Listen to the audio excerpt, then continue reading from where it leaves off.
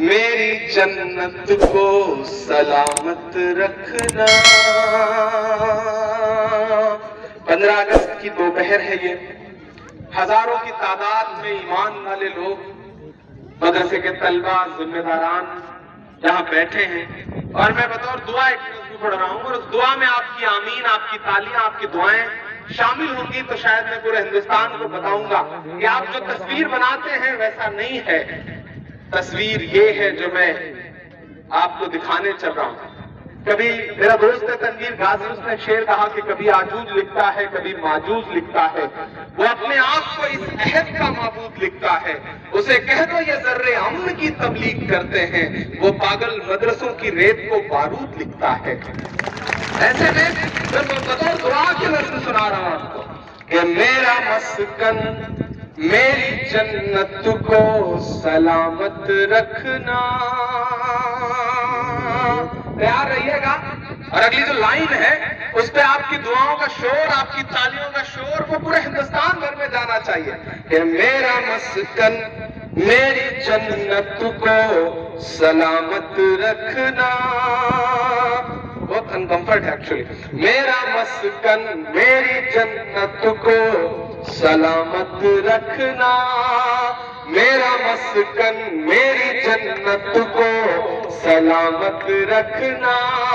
मेरे मौला मेरे भारत को सलामत रखना। मेरा मस्कन मेरी जन्नत को सलामत रखना। मेरे मौला मेरे भारत को सलामत रखना। इसकी मिट्टी पे हर एक रीत निछावर कर दूं, अपनी धड़कन के सभी गीत निछावर कर दूं। गंगा जमुना तेरी लहरों की मुकद्दस धुन पर सारी दुनिया का मैं संगीत निछावर कर दूं। इस वतन से मेरी निस्बत को सलामत रखना। मेरे मौला मेरे भारत को सलामत रखना।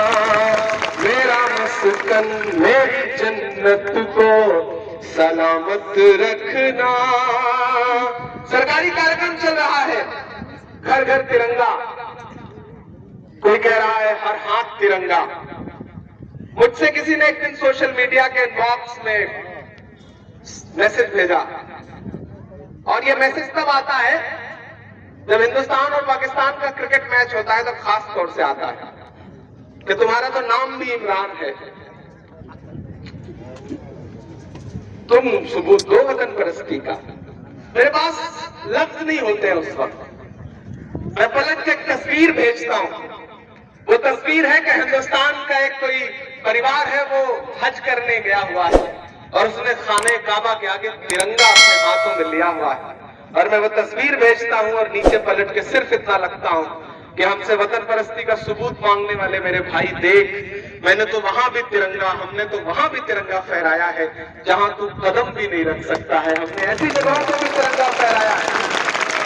तो मैं बंद पढ़ता हूं कि सोचता हूं तो मेरी आंख छलक जाती है, मुल्क से रूह का रिश्ता बड़ा जज्बाती है। सोचता हूं तो मेरी आंख छलक जाती है, मुल्क से रूह का रिश्ता बड़ा जज्बाती है। तैयार रहना अगले मिसरे पे। सोचता हूं तो मेरी आंख छलक जाती है, मुल्क से रूह का रिश्ता बड़ा जज्बाती है। मेरे आका ने मदीने में कहा था ये कभी, हिंद की सिमत से एक ठंडी हवा आती है। ऐसी पाकीज़ा मोहब्बत को सलामत रखना।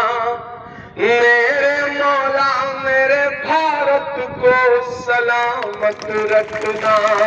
मेरा मस्कन मेरी जन्नत को सलामत रखना। कुछ लोग कहते हैं कि इमरान तुम चीख चीख करके ये नगमे क्यों गाते हो, इन नज़्मों को क्यों पढ़ते हो? तब मैं उनसे कहता हूं कि हालात ऐसे बनाए गए जब हमें चीख चीख करके बोलना पड़ा। हमसे हर दिन कहा जाता है सबूत दो वतन परस्ती का। तब मुझे लगता है कि मुझे ये मिसरे कहने चाहिए कि मुस्कुराती हुई तहजीब को तुम सुन किया है। मुझे अच्छा लगा जब मौलाना साहब ने मुझे माला पहनाने के लिए जैन साहब को बुलाया, राम साहब को बुलाया, राम खंडेलवाल जी को बुलाया। मुझे खुशी है कि जब अशोक पांडे जी पढ़ रहे थे, बोल रहे थे, तो आपने उनके एहतराम में, उनके इस्तकबाल में जो तालियां बजाई, मुझे लगता है कि अशोक भाई उन तालियों को कभी नहीं भूल पाएंगे, क्योंकि उन तालियों में खुलूस था, मोहब्बत थी। ये है हमारा हिंदुस्तान। और हुकूमतें डरती हैं ऐसी तस्वीरों से, इसीलिए चाहती हैं कि मोहब्बत बरकरार ना रहे, नफरतें गालिब हो जाएं। लेकिन मेरे भाई, हम सब की जिम्मेदारी है कि हमें बोलना पड़ेगा। मुस्कुराती हुई तहजीब को गुमसुम किया है, तुमने भारत की फजाओं को जहन्नुम किया है। मेरे भारत से मेरा रिश्ता कुछ इस तरह का है, हमने इस मुल्क की मिट्टी से तयम्मुम किया है।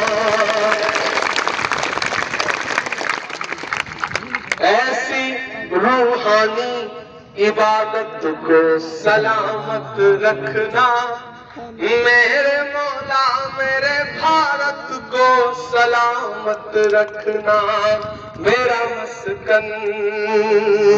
और अब एक बंद पढ़ता हूं, और मैं जो शुरू से कह रहा हूं ना कि इन तस्वीरों को पूरे हिंदुस्तान को दिखाए जाने की जरूरत है। हम दिखाएंगे और हम अलग ऐलान में कहेंगे कि तूने नफरत का जो बाजार सजाया हुआ है, तू ये कहता है मुसलमान पराया हुआ है। तैयार है ना? अगले तो दो मिसरे आएंगे। तूने नफरत का जो बाजार सजाया हुआ है, तू ये कहता है मुसलमान पराया हुआ है। आजा दिल चीर के दिखलाऊं वतन का नक्शा, मेरा भारत मेरी सांसों में समाया हुआ है। ऐसी रूहानी मोहब्बत को सलामत रखना, मेरे मौला मेरे भारत को सलामत रखना। आखिर में जाते जाते बस इतना कह रहा हूं कि जो नफरत वाली ताकतें हैं वो हमेशा थी, हैं, रहेंगी। लेकिन ये भी एक सच है कि नफरत कभी भी मोहब्बत से जीत नहीं सकती। एक दिन आखिरकार नफरत को हारना ही पड़ता है। हमें कोशिशें जारी रखनी है। बस हमारी कमी यह थी कि हमने सोच लिया कि हमारे बुजुर्गों ने मुल्क आजाद करा लिया और हमारी जिम्मेदारियां पूरी हो गई। नहीं, आपकी जिम्मेदारियां पूरी नहीं हुई हैं। आपकी जिम्मेदारियां मुसलसल जारी हैं। आपकी कोशिशें कमजोर नहीं पड़नी चाहिए। आपको हर 15 अगस्त 26 जनवरी ही नहीं बल्कि हर खूबसूरत मौके पर अपने हाथों में तिरंगा लेकर के पूरे हिंदुस्तान को बताना चाहिए। अब तो सोशल मीडिया एक बहुत बड़ा प्लेटफॉर्म है। मीडिया आपको नहीं दिखाएगा, मीडिया बायस्ड रहेगा। मैंने सुना है यहाँ कई सारे अच्छे पत्रकार हैं जो मील खेड़ला मदरसे की तमाम खबरें प्रायोरिटी पे छापते हैं। मैं उनको सलाम कर रहा हूँ। मैं दिल्ली में बैठे हुए लोगों की बात कर रहा हूँ, वो बायस्ड होंगे। लेकिन फेसबुक, ट्विटर, इंस्टाग्राम, यूट्यूब इतना शानदार जरिया है अपनी बातों को दिखाने का। अपने हाथों में तिरंगा पकड़िए और भर दीजिए सोशल मीडिया ऐसी तस्वीरों से कि देखने वालों की भी आंखें हैरत में पड़ जाएं कि इतनी मोहब्बत। तब आप उनसे कहिए भैया हम करते तो पहले भी थे, दिखा पहली बार रहे हैं, दिखा दूसरी बार रहे हैं, दिखा तीसरी बार रहे हैं। और फिर भी अगर कोई बोले, फिर भी अगर कोई कहे कि नहीं जाओ चले जाओ, यहाँ नहीं है तुम्हारी जगह, तो उनसे अलग ऐलान कहो कि नफरतों का लिए तिरपाल चले जाओ तुम,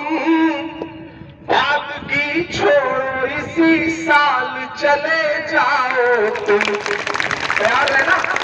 अब थोड़े शायर जो है वो थोड़े मजे वाले मूड में है कि नफरतों का लिए तिरपाल चले जाओ तुम, बात की छोड़ो इसी साल चले जाओ तुम। हमको लाहौर कराची से भला क्या मतलब, तुमको जाना है तो नेपाल चले जाओ तुम। मेरे पुरखों की विरासत को सलामत रखना, मेरे मौला मेरे भारत को सलामत रखना।